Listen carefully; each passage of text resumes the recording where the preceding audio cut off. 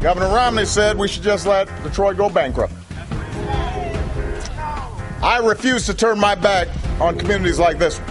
I was betting on the American worker, and I was betting on American industry. And 3 years later, the American auto industry is coming roaring back. Welcome back to Hardball. That was President Obama this afternoon kicking off his two-day bus tour through Ohio and Pennsylvania. His swing through the two battleground states is headlined Betting on America. At face value, a nod to his successful auto industry bailout, but altogether not far from his campaign's #1 rallying cry these days against Mitt Romney, the, quote, outsourcer. Chris Cillizza is an MSNBC political analyst and managing editor of postpolitics.com. Susan Page is the Washington bureau chief for USA Today. Susan, dissect that slogan. I say betting on America, that means that Mitt Romney is betting against America. I think that's kind of the subtext of this slogan, that whether it comes to the auto bailout or it comes to having offshoring or outsourcing jobs or the whole Swiss bank account thing. I mean, I think that is the contrast they are trying to draw with this slogan on this first bus tour. Does it work? Does it make sense to you, politically speaking? I think it's a powerful case to make against Mitt Romney, especially in this part of the country, which has been hit hard, the manufacturing sector hit hard by jobs that did move overseas, and where the auto bailout, which is controversial and viewed negatively in some parts of the country, viewed positively in places like Ohio and Pennsylvania and Michigan. The Obama campaign is doubling down on its message that companies Mitt Romney invested in through Bain Capital ship jobs overseas. This ad is airing in 9 battleground states, including Ohio and Pennsylvania. Let's watch. What a president believes matters.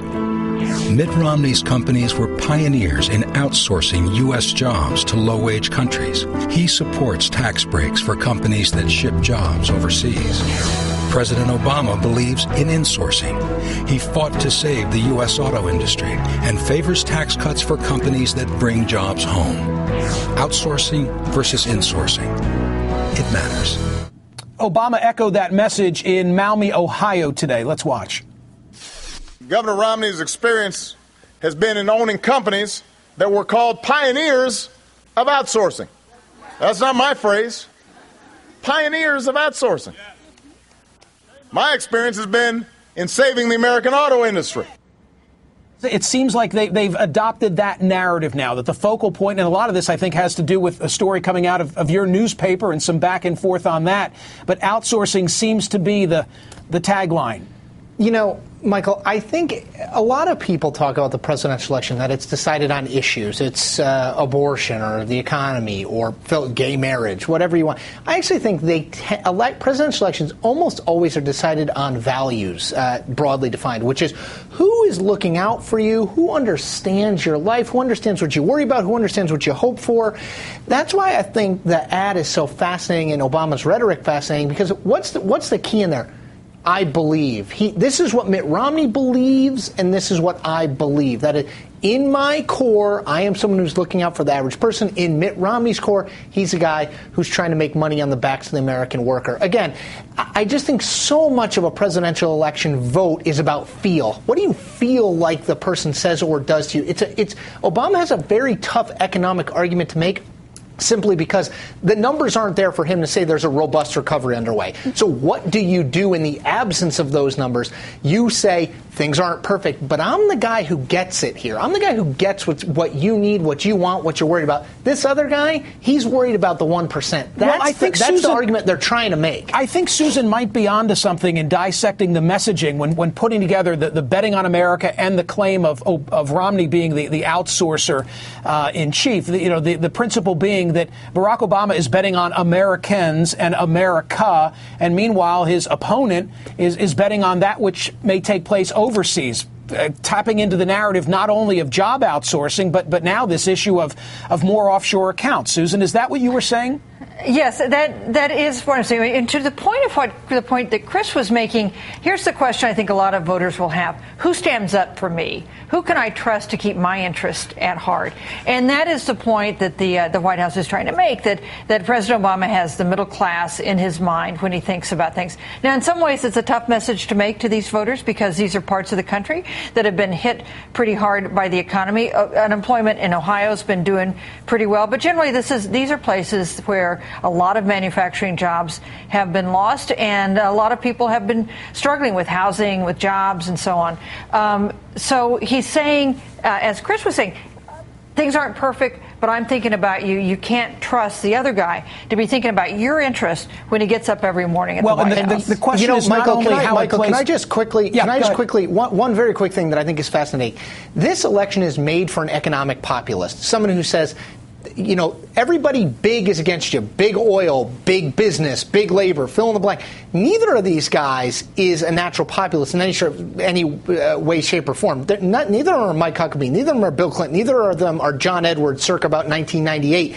They're not in that mold. Both of them are trying to be in that mold because they know that's what works. But it's not a natural fit, certainly for Mitt Romney, and not even really for Barack Obama. I was going to say that the audience for the bus trip, it might be, you know, Reagan Democrats, for lack of a better descriptor. But the question, of course, is how's it going to play with swing voters? And to that end, polls show that this line of attack resonates with swing state voters. The latest Quinnipiac poll shows that Obama leads Romney in Ohio by 9. He's up by 6 in Pennsylvania.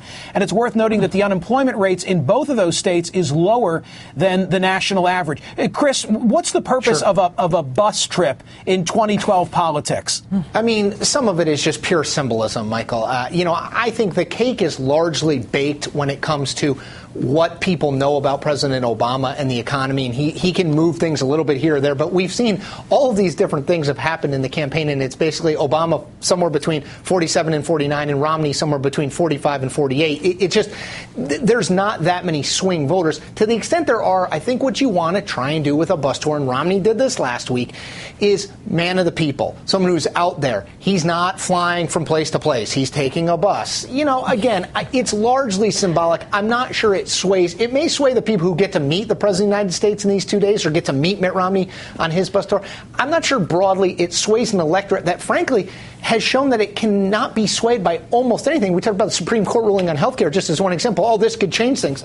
Gallup polling, daily tracking, it basically shows that where we were last Thursday, the day the Supreme Court ruling, is roughly where we are today. I'm not sure any external event can really shape anything, much less a bus tour. Susan, I would think that Bill Clinton, even his worst critics would have to concede, is among the best, if not the best, at retail politics among the living politicians and political class. As between the two of these fellas, Romney and Obama, who's the better retail politician? Well, you know, one interesting thing is neither of these guys, I think, really relishes this part of politics, the kind of getting on and off the bus and speaking to a crowd. But I thought President Obama did pretty well this afternoon. You know, he not only was riding the bus, he was wearing shirt sleeves. He was standing in the sun. I thought the speech he gave this afternoon and on the one this morning was pretty effective. But if you ask him, is this the thing you would most like to do this afternoon, I suspect he would have said no. Thank you, Chris Cillizza. Thank you, Susan Page, as always. Hey, thank you.